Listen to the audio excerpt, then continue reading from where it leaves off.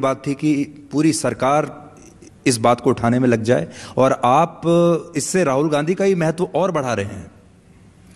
किसी का महत्व किसी के बढ़ाने से नहीं बढ़ता है, अपने कामों से बढ़ता या कम होता है, तो वो चिंता तो आप मत करिए।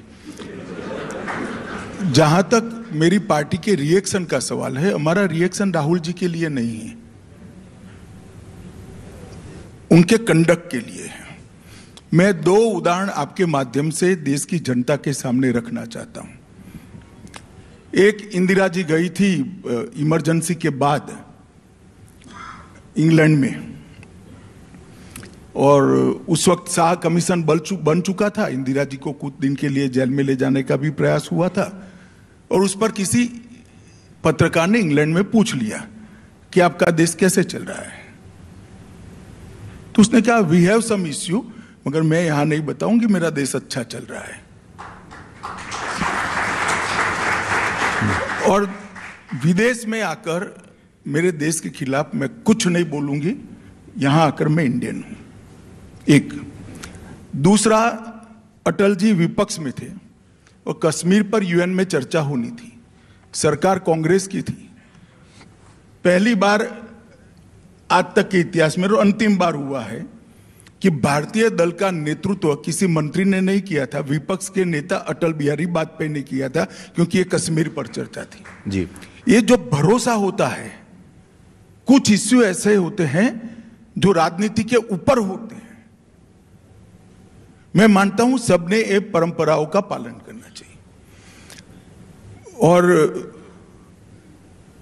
हम ना उनकी पर टिप्पणी करें ना उनके उद्गार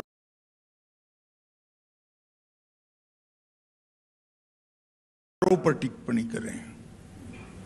भारत की विदेश में जाकर बुराई करनी चाहिए या नहीं करनी चाहिए, किसी और देश की संसद में जाकर बुराई करनी चाहिए या नहीं करनी चाहिए, इस बात पर हमारा टिप्पणी है।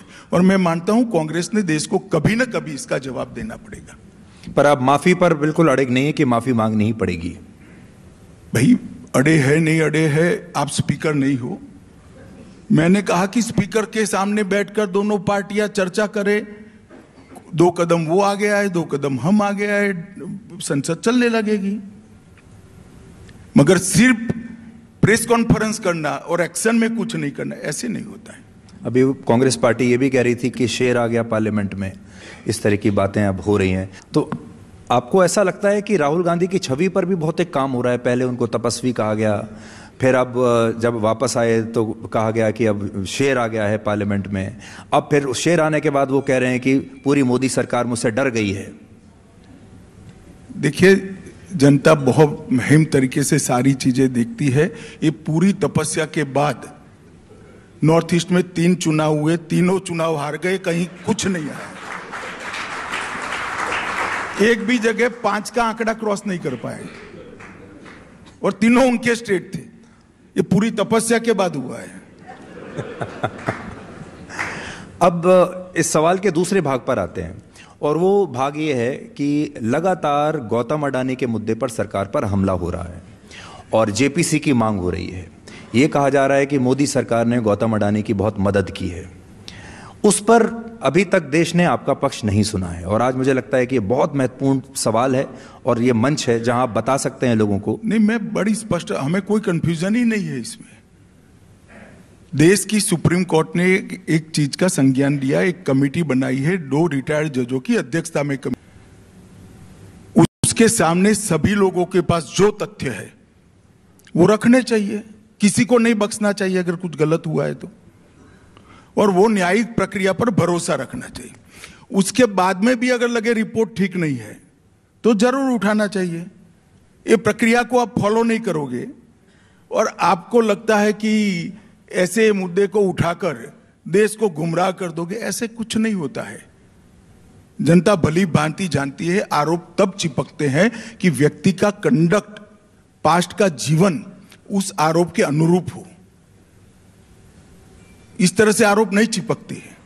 लेकिन अगर सुप्रीम कोर्ट ने इसे सुनवाई के योग्य माना, सुप्रीम कोर्ट ने अगर इसे जांच करवाने के योग्य इस मुद्दे को माना, तो आप भी फिर सरकार भी अपनी ओर से कोई जांच करवा सकती थी, सेबी को कह सकती थी, नहीं, और किसी सुप्रीम कोर्ट ने भी सेबी को कहा है, सेबी ने